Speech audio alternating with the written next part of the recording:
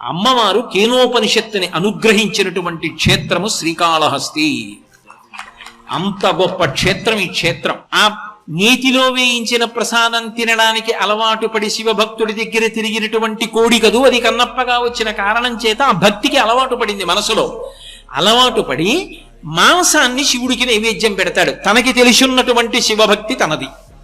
ఆయన ఇక్కడ అశుతోషుడు, నువ్వెంత పూజ చేశావు ఇక్కడ చూడ్డావు. ఇక్కడ అన్ని నియమాలు పాటించాడా కాదు, మనసు చూస్తుంటాడు ఇక్కడ ప్రధానంగా. అందుకే ఆయన ఏం చేస్తున్నాడు చూస్తున్నాడు, కన్నప్ప వంక ఏం చేస్తాడని చూస్తున్నాడు. ఆ కన్నప్ప రోజు వచ్చి మాంసం నైవేద్యం పెడుతుండేవాడు. శంకర భగవత్పాదులు ఓ పట్టాన ఎవరిని పొగిడి స్తోత్రాలు చేయరు, క్షేత్ర ప్రసక్తి అసలు తయారు ఎక్కడైనా. అటువంటి శంకరాచార్యులు వారు ఒక్క శివానంద లహరిలో శ్రీశైలం మీద కొన్ని శ్లోకాలు చేస్తే ప్రత్యేకంగా పట్టాభిషేక శ్లోకం అంటారు భక్తికి, శ్రీకాళహస్తి మీద ఒక శ్లోకం చేశారు. మార్గావర్తిత పాదుకా పశుపతే రంగస్య పూజ్యాయతే గండూషాంబు నిషేచనం పురరిపోర్ దివ్యాభిషేకాయతే కించిత్ భక్షిత మాంస శేష కబళం నవ్యోపహారాయతే భక్తి కిన్న కరోత్యహో వనచరో భక్త్యావతంసాయకే అన్నారు. ఆ తిన్నడు ఆ కన్నప్ప ఏమీ తెలియదు, కానీ శివలింగాన్ని చూసి అది లింగం అని విడిపోయేవాడు కాదు, అది శివుడే, అది భావన. అది చూస్తాడు శివుడు. ఏదో లింగం అని వెళ్ళిపోతున్నాడా కాదు, శివుడని ఒళ్ళు దగ్గర పెట్టుకుంటున్నాడా. అక్కడికి వెళ్ళి నువ్వు అనవసరపు మాటలు మాట్లాడకుండా ఉంటే అదే గౌరవం. అది శివుడైనప్పుడు నీ పాండిత్యం అక్కడ ప్రదర్శించు. నువ్వు మౌనంగా ఉంటే చాలు, వచ్చిన వాడిని మౌనంగా ఉండనిస్తే చాలు, నువ్వు ఎక్కువ అక్కడ మాట్లాడకూడదు. అది మర్యాద. శివుడు అక్కడ కూర్చుంటే నువ్వెందుకు మాట్లాడ్డా? కాబట్టి శివుడే కూర్చున్నాడన్న భావనతో ఎవరు నిలబడ్డాడో వాడిని అనుగ్రహిస్తాడు. అశుతోషుడు ఆయన్ని చూశాడు కన్నప్ప. ఒకనాడు ఎందుకో తిరుగుతున్నాడు, ఆకలేసిందో మృగాన్ని వేటాడాడు, దాని శరీరాన్ని చీల్చాడు, కాల్చాడు. అక్కడక్కడ మాంసం ముక్కలు కొరికి చూశాడు. ఒక చోట మాంసం మంచి కమ్మగా రుచిగా అనిపించింది. అమ్మ శివుడికి పెట్టాలరా, వెళ్ళి తిన్నాడో తినలేదో అలా కూర్చుంటాడు గుళ్ళో అని బయలుదేరాడు. ఓ ఆలోచన వచ్చింది, ఈ శివుడికి అలవాటు ఉంది, స్నానం చేస్తే కానీ తిండో వచ్చిన బాధ, స్నానం చేయించాలి ఆయనకి. ఎలా? ఆయనకి అభిషేక మంత్రాలు ఏం రావు. నమస్తేస్తు భగవన్ విశ్వేశ్వరాయ మహాదేవాయ త్రయంబకాయ త్రిపురాంతకాయ త్రికాగ్నికాలాయ కాలాగ్నిరుద్రాయ అవన్నీ ఆయన చెప్పలేడు. అందుకని ఆయన ఏం చేశాడంటే పట్టుకెళ్ళి నీళ్లు పోసేస్తాను. ఎలా? ఓ చేతిలో ధనస్సు ఉంది, ఓ చేతిలో ఎంగిలి మాంసం మొక్కుంది. ఎలా పట్టుకెళ్లాలని ఆలోచించాడు. సువర్ణముఖరి నది దగ్గరికి వచ్చాడు. నోటి నిండా నీటిని పట్టుకున్నాడు. గుటక పడిపోతుంది, కానీ గుటక పడకుండా నోట్లో పట్టుకున్నాడు. పట్టుకుని గబగబ గబగబా గుడి దగ్గరికి వస్తున్నాడు. దానికి సువర్ణముఖరి అని పేరు ఎందుకు వచ్చింది? సువర్ణం అంటే బంగారం. బంగారానికి 2 లక్షణాలు ఉంటాయి భగవంతుడిలాగే. అందులో కలిపురుషుడు ఉంటాడు కాబట్టి ప్రమాదం తీసుకొస్తుంది. బంగారం ఎక్కువ ఉందనుకోండి పీక కూడా తీసేస్తాడు. అది కలిపురుషుడికి స్థానం. బంగారము పాపము చేయిస్తుంది, బంగారము గొప్ప అనుగ్రహాన్ని ఇస్తుంది. అందుకే సువర్ణలింగాయ నమః, బంగారు లింగాన్ని పూజించడం అంత గొప్ప. అలాగే సువర్ణాన్ని దానం చేస్తే అసలు ఇంకా దేవతలు మహాప్రీతి చెందుతారు. ధర్మశాస్త్రంలో ఒక మాట చెప్తారు, ఎవరికి దానం ఇవ్వడం వల్ల ఎక్కువ సంతృష్టి పొందుతారు అంటే గురువుకి దానం ఇవ్వడం వల్ల. అయితే ఇక్కడ చమత్కారం ఉంది. గురువు గారంటే నిజానికి అసలు బంగారమునందు వ్యామోహం ఉండదు. ఆయన పుచ్చుకోడు. ఎందుకో తెలుసా? ఆయనకి కావలసింది బంగారం కాదు, పరమేశ్వరుడు కావాలి. అందుకే ఆయనకి పట్టుకొచ్చి మీరు ఇచ్చినా ఆయన నాకు అక్కర్లేదండి. అలాంటి వాడు పుచ్చుకున్నాడు అనుకోండి, నీ జన్మ ధన్యమై. అందుకని హిరణ్యదానం పుచ్చుకోవడానికి యోగ్యుడు ఎవరంటే గురువు. గురువు ఎప్పుడూ ఆ భ్రాంతిలో ఉండడు. అటువంటి బంగారం ఉద్ధరిస్తుంది. బంగారంగా శివలింగానికి పూజ ఉంది. బంగారు రజనుతో అభిషేకం ఉంది. బంగారు రజన కలిపిన నీటితో అభిషేకం చేస్తే మంచి ఇల్లు కట్టుకుంటాడు. అందుకే బంగారు రజనుతో ఇల్లు కట్టుకునేవాడు తప్పకుండా అభిషేకం చేయాలి శంకరుడికి. కాబట్టి బంగారము ఎంత గొప్పదో ఆ నీరంత గొప్పది. ముఖరి అంటే అగస్త్యుని యొక్క నోటి నుంచి వాక్కులు స్తోత్ర రూపంలో వచ్చాయి దాని గురించి. ఎందుకంటే గంగ అంది, అగస్త్యుడా నువ్వు ముందు నడు, నువ్వెటు నడిస్తే నేను అటు వస్తానని. భగీరథుడి వెంట గంగ వచ్చినట్టు అగస్త్యుడి వెంట సువర్ణముఖరి నది వచ్చింది. అంత గొప్ప క్షేత్రం శ్రీకాళహస్తి. కాబట్టి అటువంటి నదీ ప్రవాహం ఎంత గొప్పదో ఇక్కడ ఉన్నటువంటి శంకరుడు కూడా అంతే గొప్పవాడు కదూ. తిన్నడేం చేశాడంటే శివుడికి నీళ్లు పొయ్యాలి కాబట్టి ఆ సువర్ణముఖరి నదీ జలాల్ని నోటి నిండా పుక్కిటి నిండా పట్టుకున్నాడు. శివాలయంలోకి వచ్చాడు. శివాలయంలో ఒక ఆచారం ఉంటుంది. శివలింగానికి ఉన్నటువంటి నిర్మాల్యాన్ని తీయాలి. శివలింగానికి పూజ చేసేటప్పుడు తుమ్మి పూలు మొదలైనవి పూజ చేస్తాం కదా, పూజ చేసినప్పుడు ఎక్కడైనా తడికి అభిషేకం చేసినప్పుడు ఇరుక్కుంటాయి. ఆ పువ్వులు తీసేటప్పుడు కానీ నిర్మాల్యం తీసేటప్పుడు కానీ చేతిని ఉపయోగించి ఉత్తరాభిముఖంగా తీయరు. తీయకుండా ఏం చేస్తారంటే చాలా మెత్తటి, మీకు అర్థం అవ్వాలంటే బ్రష్ అనొచ్చు, కూర్చ అంటారు, అది పెట్టి తుడిసి తీస్తారు. ఇప్పటికీ మీరు ఎవరైనా పెద్దలు చేసే పూజలు చూడండి, దాంతో తీస్తారు నిర్మాల్యం ఉత్తరాభిముఖంగా. కాబట్టి ఎలా ఆయనకి నిర్మాల్యం తీయాలిగా, కూర్చ ఏదైనా ఆలోచించాడు. చూశాడు, ఇంతకుముందు అర్చకులు కూర్చతో నిర్మాల్యం తీయడం చూశాడు. నా దగ్గర కూర్చేది, ముందు కాసేపు తినాలి, ఆకలేస్తోంది, ఇవన్నీ పట్టించుకుంటే ఎలా, పాపం ఎప్పుడు తిన్నాడో ఏమో. అది ఆయన భక్తి. ఆయన చూసింది ఏమిటో తెలుసా, అది రాయి లింగం లేదు, శివుడు అన్నాడు. అది లేదు మిగిలిన వాళ్ళకి, ఆయనకుంది కన్నప్పకి. వచ్చిన వాడు ఏం చేశాడు, చెప్పులతో లోపలికి వెళ్ళిపోయాడు. ఎందుకని, ఇదే కూర్చ అన్నాడు. అక్కడికి వెళ్ళి ధనస్సు పక్కన పెట్టాడు, మాంసం ముక్కలా పెట్టాడు, ఈ చెప్పు తీసి శివలింగాన్ని తుడిచాడు. మార్గావర్తిత పాదుకా పశుపతే రంగస్య కూర్చాయతే. శివుడు అన్నాడు, అబ్బా ఇటువంటి కూర్చే ఎవరు వాడలేదురా ఇంతకు ముందు. అంటే దాని అర్థం మనం కూడా అలా చేయొచ్చనా? మనకెంత తెలుసో తెలియనివాడా? నీకు తెలిసున్న దాన్ని బట్టి నువ్వు ప్రవర్తించాలి. ఆయనకి తెలియదు, అనుగ్రహించాడు. ఎంత తెలుసో అంతకు అనుగ్రహించేస్తాడండి. చిత్తశుద్ధి మాత్రం అవసరం. కాబట్టి ఇప్పుడు చెప్పు పెట్టి నిర్మాల్యం తీశాడు, శివుడు అంగీకరించాడు. గండూషాంబు నిషేచనం పురరిపోర్ దివ్యాభిషేకాయతి. ఆయన త్రిపురాంతకుడు, మహాజ్ఞాని, దక్షిణామూర్తి. అటువంటి వాడి మీద ఎంగిలి నీరు ఉమిశాడు. ఇది అభిషేకం రా అన్నాడు, అంగీకరించాడు. ఎందుకని, కన్నప్పకంతే తెలుసు. ఆయన గుండెలు చూశాడు. తొందరగా స్నానం చేస్తే నేను తింటానని పెడుతున్నాడు, చాలు. నేను రాయిని అనుకోవట్లేదు, నేను శివుణ్ణి అనుకున్నాడు, అంగీకరించాడు. అలాగే కించిత్ భక్షిత మాంసశేషక బలం నవ్యోపహరాయతే. కొంత కొరికి చూసిన ఉమ్ముతో ఉన్న ఎంగిలి మాంసం అక్కడ పెట్టి తిరుశివా అన్నాడు. గొప్ప ఆహారం పెట్టావురా అని తిన్నాడు. నవ్యోపహారాయతే భక్తి కిన్న కరోచహో వనచరో భక్త్యావతంసాయకే. భక్తి కన్నా గొప్పది ఏముంది శంకర అని శంకరాచార్యుల వారు శివానంద లహరిలో 2 చేతులు ఎత్తి నమస్కారం చేశారు. శ్రీకాళహస్తి క్షేత్రం గురించే చెప్పారు శ్లోకం.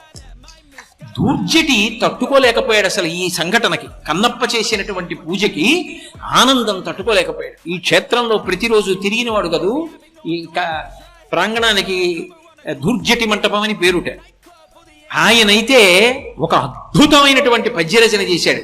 నీకున్మాంసము వాంఛయేని కరువా నీ చేత లేడు ఉండగా, జోకైనట్టి కుఠారముండ అనల జ్యోతుండ నీరుండగా, పాకం బొప్ప ఘటించి చేతి పునుకన్ భక్షింపక బోయచే చేకుంటెంగిలి మాంసమిట్లు తగునా శ్రీకాళహస్తీశ్వర.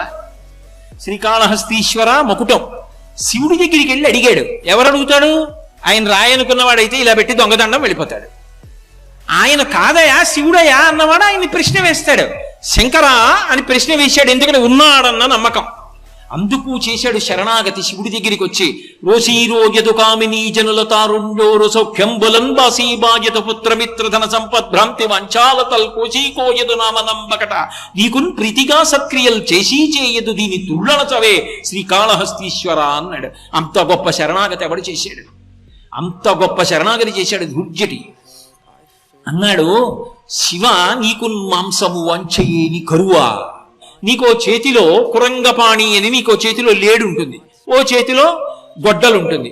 ఎక్కడ కూర్చున్నవాడు అక్కడే కూర్చుని ఈ గొడ్డల్ని, ఈ కుడి చేతిలో గొడ్డలు పెట్టి ఈ లేడుని ఒక దెబ్బ కొట్టి దాని మాంసం పీక్కుని, చేతిలో బ్రహ్మకపాలం ఉంది, ఇక్కడే గంగ ఉంది, ఈ గంగ తీసి ఈ పుర్రెలో పోసుకుని ఈ మాంసం కిందిలో పడేసి, ఇక్కడే అగ్నిహోత్రం ఉంది 3వ కన్ను, ఇక్కడే పుర్రె పెట్టి ఉడికించుకుని ఇలా నోట్లో పడేసుకుంటే సరిపోయే. తెరేసినప్పుడు అది మానేసి ఎక్కడో కన్నప్ప పెట్టిన ఎంగిలి మాంసం తినేసావా?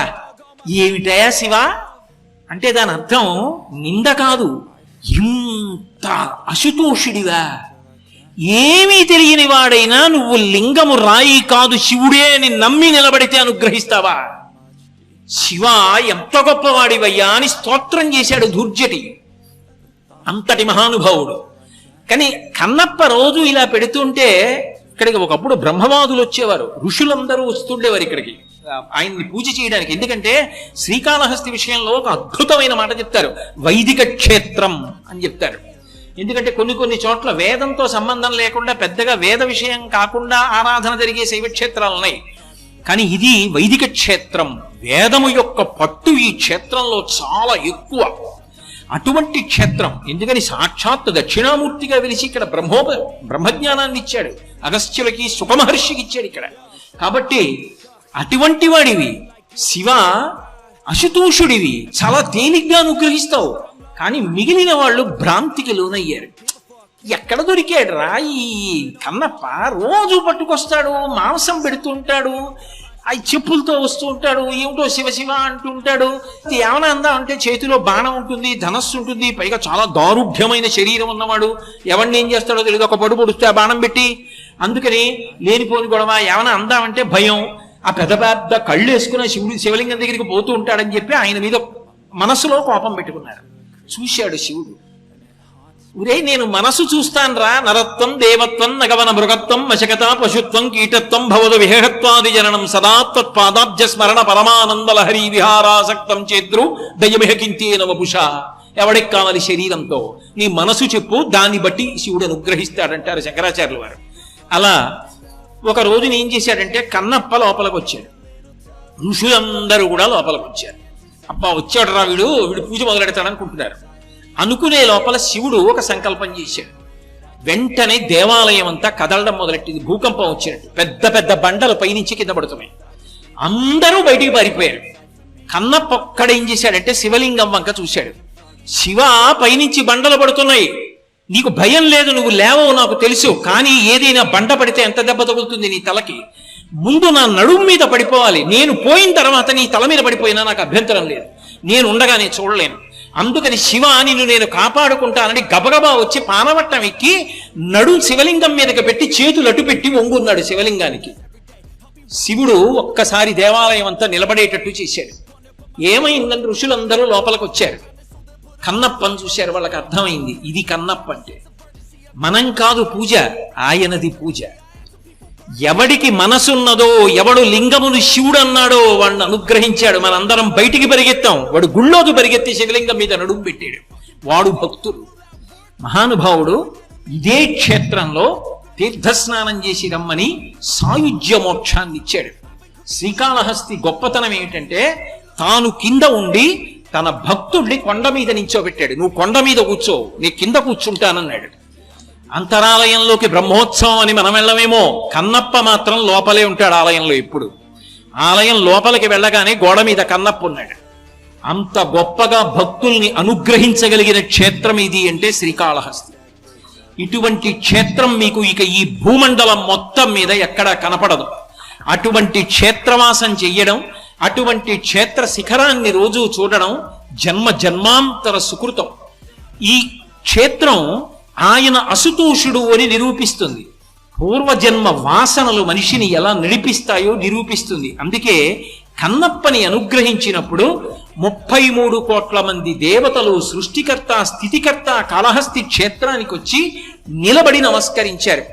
అసలు మీకు ఎక్కడా లేని రీతిలో ఈ క్షేత్రానికి శంకరుడు ఒక వైభవాన్ని ఇచ్చాడు.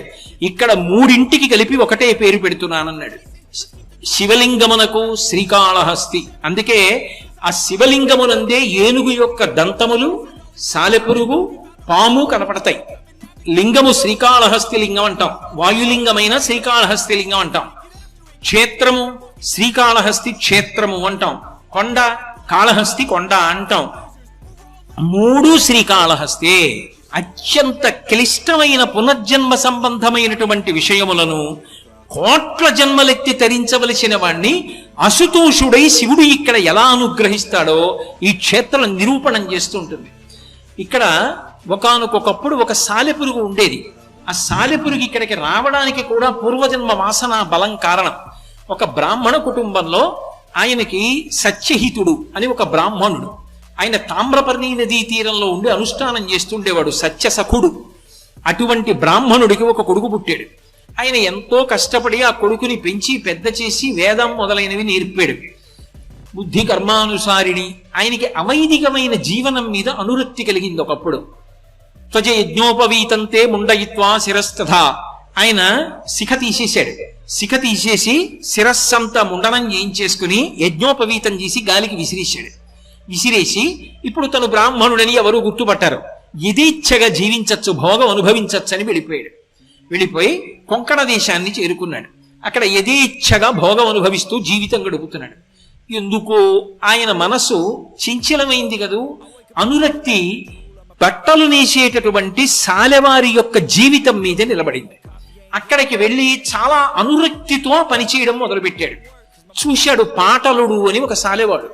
ఆయన చూసి పిల్లవాడు ఎవరో తెలియదు, అనాథ, ఎక్కడి నుంచి వచ్చాడో తెలియదు, ఈ పిల్లవాడిని నేను పెంచుకుంటానని కొడుకుగా స్వీకరించి కురంగుడు అని పేరు పెట్టాడు.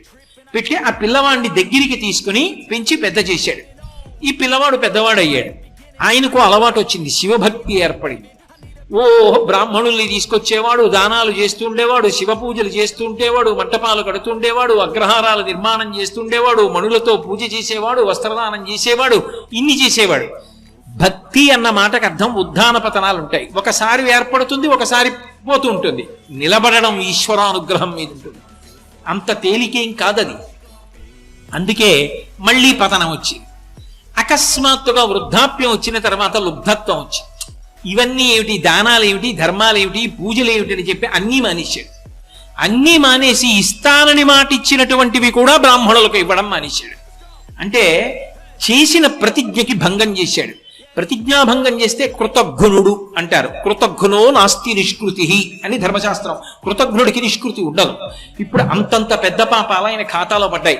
ఆఖరణ ఆయనకి అంత్యకాలం సమీపించింది. ఇక కొంచెం సేపట్లో ప్రాణం పోతుంది. ఏమి ఈశ్వరానుగ్రహమో, ఒక వృద్ధ బ్రాహ్మణుడు వచ్చాడు. అయా, నువ్వు చాలా ధనవంతుడమైనటువంటి సాలెవాడివి. నేను పరమశివుడికి ఓ వస్త్రం సమర్పించుకుంటానని మొక్కుకున్నాను. ఏమిటో నా కటిక పేదరికం సమర్పించలేకపోయాను. ఒక్క పంచెల చాపివ్వయా, శివుడికి సమర్పిస్తానన్నాడు. ఎప్పుడో హిత పూర్వం చేసిన దానాలు గుర్తొచ్చాయి. శరీరం నీరసపడిపోయిందని ఓ పంచెల చాపిచ్చి బ్రాహ్మణుడికి శివుడికి అన్నాడు. ఆఖరి స్మరణ సాలెవాడిగా ఆ బట్టలు నెయ్యడం, శివభక్తి, శివుడికి తాను చేసిన సేవలు దాని మీద నిలబడింది. అలా నిలబడి ఉండగా ప్రాణోత్క్రమణం అయిపోయింది. ఆఖరి తలంపు ఏదో అది పునర్జన్మకి హేతు అవ్వాలి. వాసనా బలం తరువుకొస్తుంది.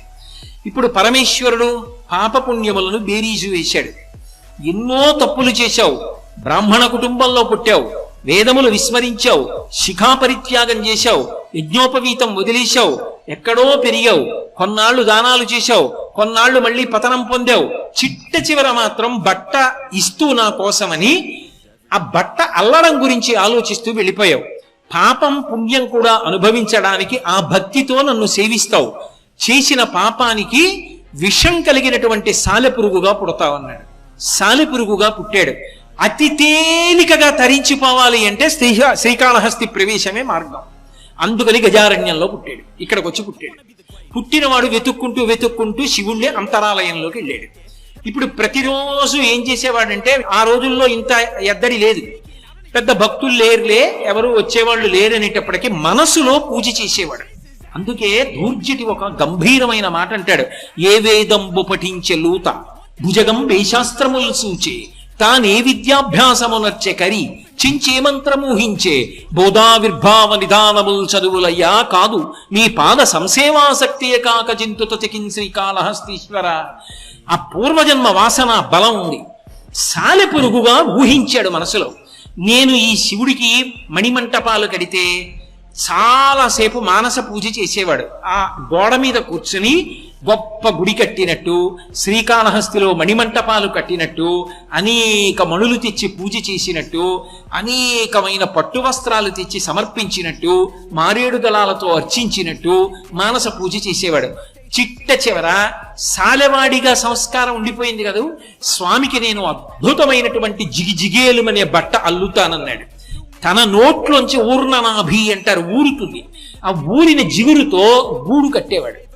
ఇలా గూడు కట్టేవాడు, ఆ గూడు వంక చూసుకునేవాడు, మురిసిపోయేవాడు. ఆ గూడు పైనుంచి చూసేవాడు. సాలెగూట్లో ఎవరు కూర్చుంటారో ఆయనే కూర్చోవాలి. దాని మీద పరిగెత్తడం కూడా సాలెపురిగా పరిగెడుతుంది.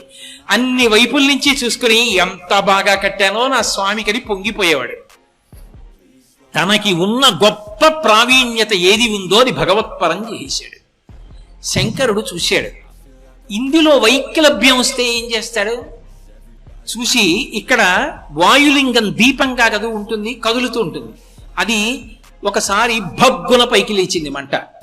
లేచి అప్పుడే కట్టి చూస్తున్నాడు, ఆ సాలెగూటిని అంటుకుని భగభగ మండిపోతున్నాడు.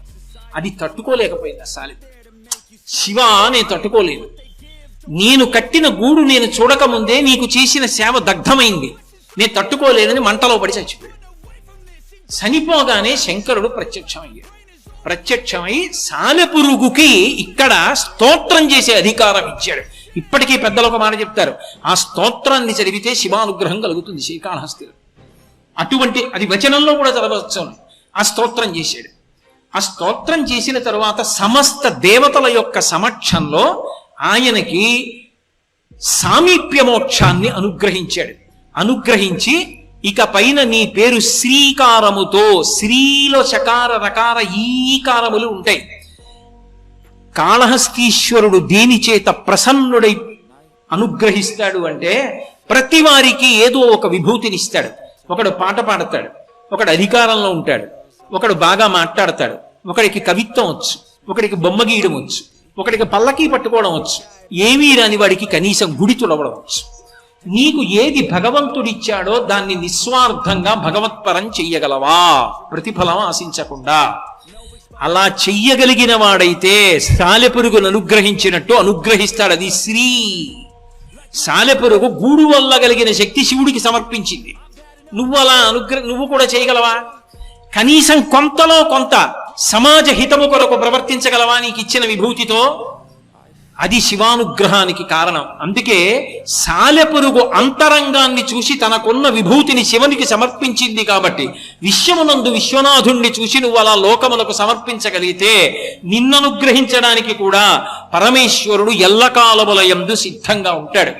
అటువంటి క్షేత్రంలో సాలెపురుగును అనుగ్రహించడం కాదు, అది పక్కనే సాయుధ్య మోక్షం కాబట్టి ఇక పైన నా లింగంలోనే నువ్వు కనపడుతుంటావు. అందుకే ఇప్పటికీ లింగంలో సాలెపురుగు కనపడుతుంది, ఎక్కడ ఇవ్వాల. అందుకే ఆయన అనుగ్రహించినప్పుడల్లా ఇక్కడికి దేవతలందరూ వస్తారు. 33 కోట్ల మంది దేవతలు బ్రహ్మ విష్ణువాదులతో వచ్చి నిలబడతారట. అంతటి క్షేత్రం ఇక ఈ భూమండలమునందు లేదు. అందుకే దీనికి కాశీతో పోలిక లేదు. దక్షిణ కైలాసం ఇది శివుని యొక్క ఆవాస భూమి. అంత గొప్ప క్షేత్రం.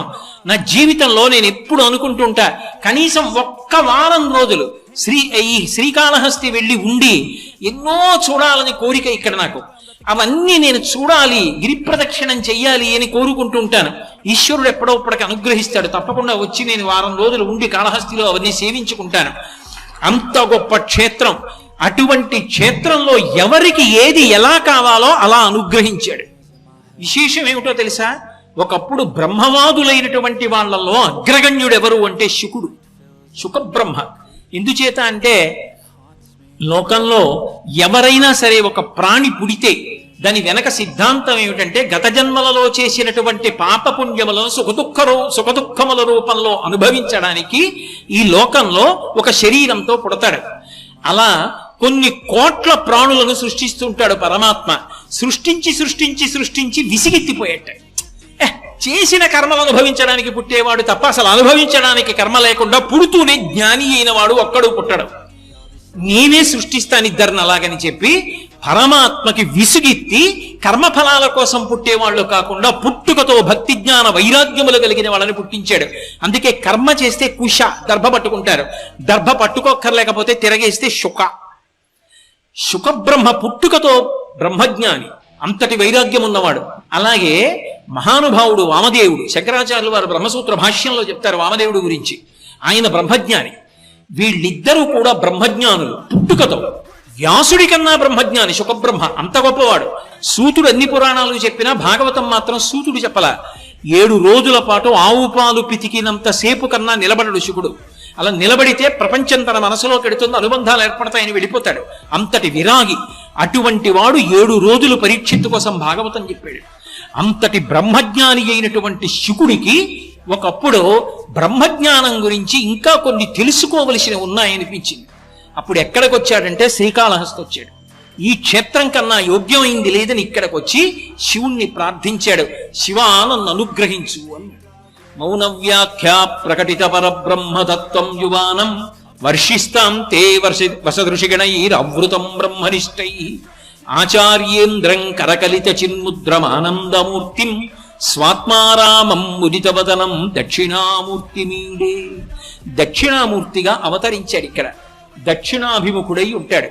దక్షిణాన్ని చూస్తూ మృత్యువుకి వశపడని వాడు కనుక, మృత్యువుని కూడా చంపినవాడు కనుక వక్షస్థాడనమంతకస్య కఠినాపస్మార సంవర్ధనం భూభృత్పర్యటనం నమత్సురచిర కోటీర సంఘర్షణం కర్మేదం మృదులస్య తావక పద ద్వంద్వస్య గౌరీపతే మచ్చేతోమణి పాదుకా విహరణం శుభో సదాంగీకురు అంటారు శంకర భగవత్పాదులు. యముణ్ణి కూడా తన్నినవాడు కనుక, మృత్యుంజయుడు కనుక ఇక్కడ దక్షిణామూర్తిగా వెలసి జ్ఞానాన్ని శుకబ్రహ్మకి ఇతర ఋషులకి పంచిపెట్టాడు. ఇక్కడికొచ్చి దక్షిణామూర్తిని ఉపాసన చేసిన, నన్ను బాగా నమ్మండి, దక్షిణామూర్తిని ఒకసారి చూసి కళ్ళు మూసుకొని దక్షిణామూర్తిని ధ్యానం చేసిన అపారమైనటువంటి సరస్వతి కటాక్షం కలిగేటటువంటి క్షేత్రం శ్రీకాళహస్తి. ఒక విధంగా కాదు, చెంగల్వరాయుడన్న పేరుతో సుబ్రహ్మణ్యుడు వెలిశాడు. ఎన్ని గాథలు, ఎన్ని తీర్థాలు, ఎన్ని దేవాలయాలు. అర్ధనారీశ్వర స్వరూపంగా సువర్ణముఖరీ తీరంలో ఉన్నాడు. ఉమాకాంతాయ కాంతాయ కామితార్థ ప్రదాయిని శ్రీగిరీశాయ దేవాయ మలినాథాయ మంగళం.